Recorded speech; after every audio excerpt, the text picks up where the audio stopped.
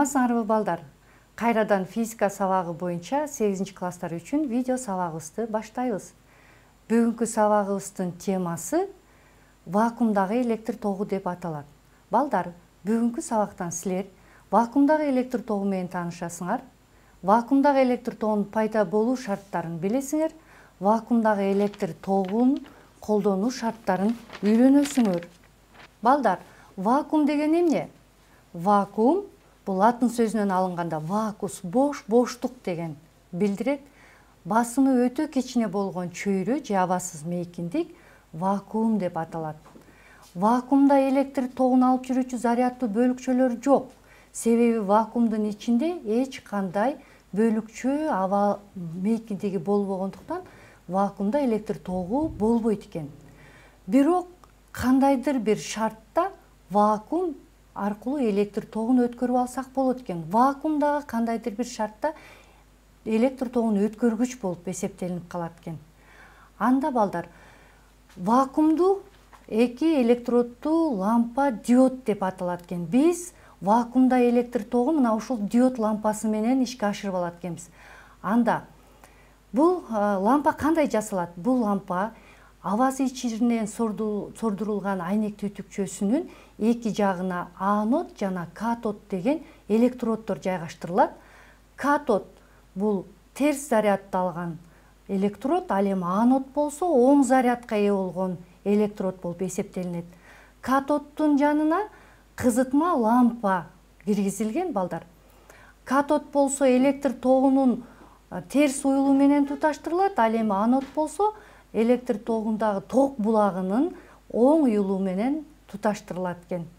Эми бизде болсо катоддо электр тогу пайда болушу үчүн бизге термоэлектрондук эмиссия кубулушу жүрүш керек экен. Анда термоэлектрондук эмиссия кубулушу деген эмне? Анын эрежесин карай турган болсок, ысытылган металлдардан электрондордун бөлүнүп чыгуу кубулушу термоэлектрондук эмиссия деп аталат экен. Термоэлектрондук эмиссия кубулушу кандайча пайда боло тургандыгын биз видеодон карап көрөлү. Мына ошол металлдардын кристалдык торчосун карай турган болсок, ядродон бөлүнүп чыккан электрондор башаламан кыймылда болушат.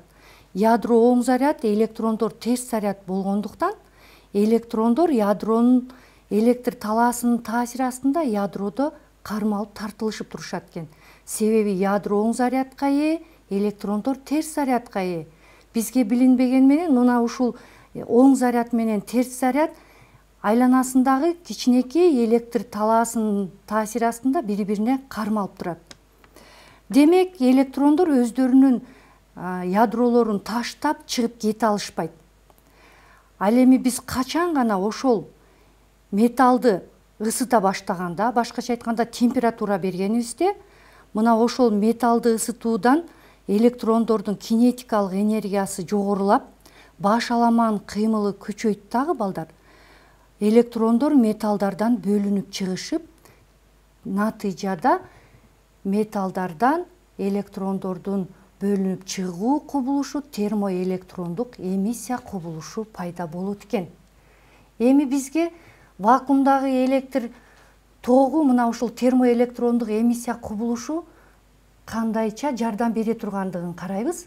Анда бизге балдар эки электроддуу диод берилди. Мына ошол эки электроддуу диод же болбосо вакуумдуу лампабыз чынжырга туташтырылып турат балдар. Чынжырда силер лампадан сырткары ток булагын, амперметр, каршылык, ачкычты көрүп турасыңар. Лампанын катоду ток булагынын терс уюлуна, ал эми аноду оң уюлуна туташтырылган. Мына ошол катод ток булагына туташтырылганда чынжырды туюктоонун натыйжасында балдар ток жүрүш керек. Бирок алгач бизге термоэлектрондук эмиссия кубулушун пайда кылып алышыбыз керек. Ал үчүн биз катоддун жанындагы кызытма зымдын натыйжасында катодду ысытканыбызда катоддон электрондор пайда болот. Мына ошол электрондордун кызытма зымдан бөлүнүп чыгышынын натыйжасында катоддун тегерегинде булутчалар пайда болот. Бул булутча электрондук булутча деп аталат. Качан гана биз электродду же диодду ток булагынын оң уюлуна, ал эми катодду ток булагынын терс уюлуна туташтырганыбызда, анда чынжыр туюкталып калып туруп, чынжыр аркылуу электрондор анодду көздөй кыймылга келишет. Башкача айтканда, электрондордун иреттелген кыймылы пайда болот экен. Бул иреттелген кыймыл, балдар, силер билгендей эле электр тогун пайда кылат. Бул жерден вольтметр менен амперметрдин көрсөткүчтөрүн карасаңар, электр тогун болуп жатканын көрөбүз. Ал эми тескерисинче биз уюлдарды алмаштырып, катод менен аноддун уюлдарын ток булагынын карама каршы белгилерине туташтырганыбызда, анда бул жерде булутча пайда болуп, ток өтпөй калат. Натыйжада, балдар, силер мындан эмнени билип атасыңар? Мында биздин тогубуз, башкача айтканда, бир жактуу гана өткөрүмдүүлүккө ээ болуп атканын көрүп атат экенсиңер. Демек, балдар, биздин диоддор өзгөрмө бир жактуу болгондуктан, электр тогун бир жактуу гана өткөрүп бергендиктен, вакуумдук диоддук лампаларда бир жактуу өткөрүмдүүлүккө ээ деп аталат экен.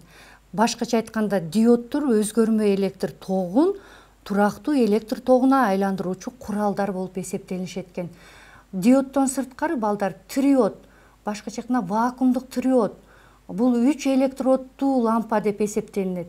Мына ушул диодду биринчи жолу англиялык физик Флеминг ойлоп тапса, ал эми триод болсо Ли де Форест америкалык окумушту ойлоп тапкан экен.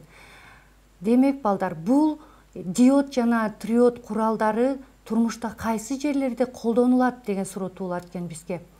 Диод жана триод вакуумдук лампалары, балдар, осциллографта, сыналгынын киноскопунда, рентген түтүкчөсүндө, космостогу ширетүү иштеринде, вакуумдук люминесценттик лампаларда колдонуп келген экен.